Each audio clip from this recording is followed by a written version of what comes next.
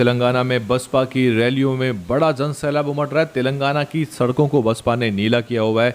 ये तस्वीरें आपकी स्क्रीन पर हैं तेलंगाना की सूर्यापेट विधानसभा की, और जो प्रत्याशी बसपा के साथ शामिल हुए हैं, जो बसपा के प्रत्याशी बने हैं, वो हैं वट्टे जनैया यादव। बीसी समुदाय से संबंध रखते हैं, वहाँ के पिछड़े वर्ग से उनका संबंध है। और ख़ास बात यह है कि बीआरएस से लंबे समय से जुड़े हुए थे, 20 सालों से बीआरएस के साथ थे, 2001 से, और वो एक खास व्यक्ति थे, सरकार के साथ लगातार मिलकर काम करते थे।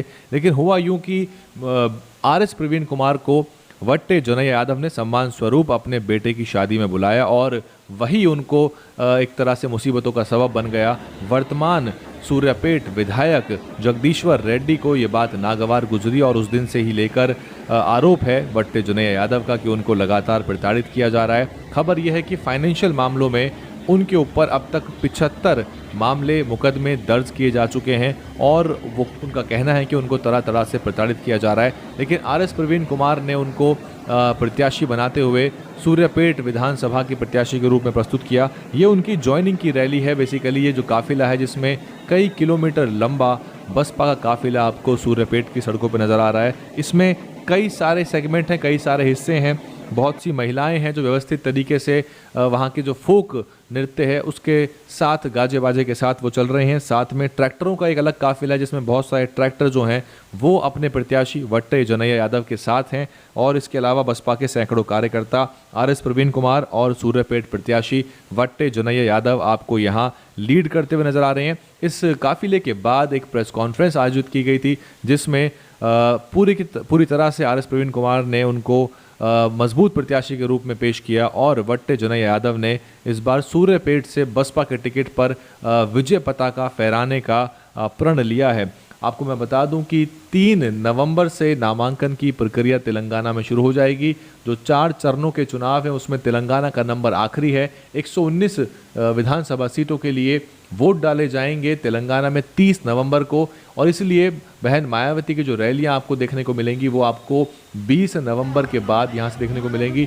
20 नवंबर से लेकर 28 नवंबर तक बहन मायावती की रैलियां आप लिख लीजिए, आपको देखने को मिलेंगी। और बहुत जल्दी रैलियां कितनी होंगी, कब कहाँ होंगी, इसकी पूरी जानकारी आपको डीएनएन हिंदी पे मिल जाएगी।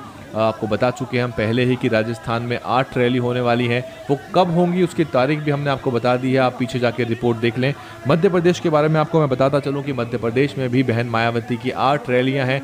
वो कब कब हैं इसकी भी जानकारी हमको प्राप्त हो गई है। आपको अलग से रिपोर्ट बना के हम बता देंगे कि वो संभावित इलाके कौन से हैं जहाँ बहन मायावती की रैली है। और 9 नवंबर की बहन मायावती की रैली छत्तीसगढ़ के बिलासपुर और जांजगीर चांपा इलाके में है, और पामगढ़ के इलाके में रैली होगी। तो ये सारी खबरें हम आपको डीएन हिंदी में बता रहे हैं। लेकिन तेलंगाना में पिछले 2 साल से डॉक्टर आरएस प्रवीण कुमार अपनी नौकरी, अपनी आईपीएस की नौकरी से इस्तीफा देने के बाद लगातार चुनाव मैदान में सक्रिय हैं, और सैकड़ों पदयात्रा अब तक निकाल चुके हैं। 200 दिनों से ज़्यादा उन्होंने बहुजन राज अधिकार यात्रा निकाली है, और बहुत सारे मुद्दों पर बीआरएस सरकार को घेरा है।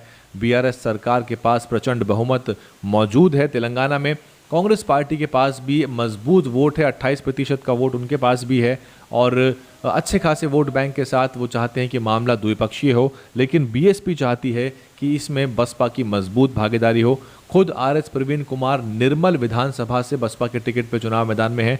निर्मल वो विधानसभा है जो कि अविभाजित आंध्र प्रदेश में बसपा के खाते में गई थी। विभाजन से पहले बसपा ने निर्मल और सिरपुर विधानसभा को जीता था, जिसमें से निर्मल विधानसभा से खुद डॉक्टर आरएस प्रवीण कुमार जो है वो फ्रंट से लीड करेंगे और चुनाव मैदान में उतरेंगे। इसके अलावा बसपा अब तक आपको बता दूं कि 20 प्रत्याशियों की सूची जारी कर चुकी है। 3 नवंबर से नामांकन की प्रक्रिया यहाँ शुरू हो जाएगी, और 3 नवंबर तक बसपा अपनी लगभग सभी सूचियों को फाइनल करके प्रत्याशी घोषित कर देगी। 119 सीटों पर बसपा चुनाव लड़ने वाली है। किसी भी पार्टी से बसपा का गठबंधन तेलंगाना में नहीं है, और जिस तरह की तस्वीरें आपको स्क्रीन पर दिख रही हैं, एक भी इंच पैर रखने की जगह नहीं है। सड़कें, गलियां और पूरा का पूरा जो सूर्यापेट का इलाका है वो भरा हुआ है। और अब क्या सूर्यापेट की जनता जगदीश्वर रेड्डी को इस बार जो है वो एक तरह से सबक सिखाने वाली है, या यहाँ पर मामला बहुत कांटे का होगा। वट्टे जनैया यादव बसपा के टिकट पर कितने वोट लेंगे, क्या वो जगदीश्वर रेड्डी को हराकर पहुंचेंगे प्रगति भवन, वो विधानसभा तक पहुंचेंगे, ये सब देखना बहुत महत्वपूर्ण होगा। और उनके ऊपर बहुत से मुकदमे कर दिए गए हैं, तो ऐसे में जो जनता है क्या वो वट्टे जनैया यादव के साथ खड़ी होगी। बहुत रोचक मुकाबला होगा, लेकिन प्रत्याशी ने चुनाव शुरू होने से पहले ही अपना दमखम दिखा दिया है। तो ये सीट बसपा की मजबूत सीट में से मानी जाएगी। यहाँ पर बसपा पूरी ताकत के साथ चुनाव मैदान में है और प्रत्याशी अपने दमखम से और बीएसपी कार्यकर्ताओं की मदद से यहाँ एक बड़ा वोट लेगा। DNN हिंदी को सब्सक्राइब करने के लिए दबाएं लाल रंग का सब्सक्राइब बटन और घंटी का बटन दबाकर ऑल नोटिफिकेशन पर क्लिक करें। चैनल को जिंदा रखने के लिए नीले रंग का ज्वाइन बटन दबाकर चैनल को आर्थिक सहयोग करें।